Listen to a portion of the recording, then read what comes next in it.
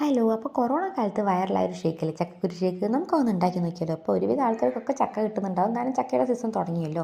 അപ്പോൾ എനിക്ക് ചക്ക കിട്ടിയപ്പോൾ ഞാൻ ഇന്ന് കുറച്ച് കുരു എടുത്ത് മാറ്റി വെച്ചു വിട്ടു. എന്നിട്ട് അത് നല്ലപോലെ കഴുകി കുക്കറിലിട്ട് ഒരു 3 വിസിലടിച്ച് വേവിച്ചെടുത്തിട്ടുണ്ട്. ഇനി നമുക്കത് മിക്സിയുടെ ജാറിലേക്കൊക്കെ ഇട്ട് കൊടുക്കുക. അതിൻ്റെ ഇട്ട് കൊടുത്തിട്ട് അതിലേക്ക് ആവശ്യത്തിന് പഞ്ചസാര ചേർത്ത് കൊടുക്കുക. നിങ്ങളെ മധുരം എത്രയാണോ അതിനനുസരിച്ച് ചേർത്ത് കൊടുക്കുക കേട്ടോ. എന്നിട്ട് ഇതൊന്ന് കറക്കി എടുത്ത് കഴിഞ്ഞാൽ ഇങ്ങനെയായി കിട്ടും. ഇനി നമുക്കതിലേക്ക് നമ്മൾ കട്ടിപ്പാലില്ലേ, ആ പാല് കുറച്ച് കുറച്ച് ചേർത്ത് കൊടുക്കാം. എന്നിട്ട് അതൊന്ന് അരച്ചെടുക്കാം കേട്ടോ.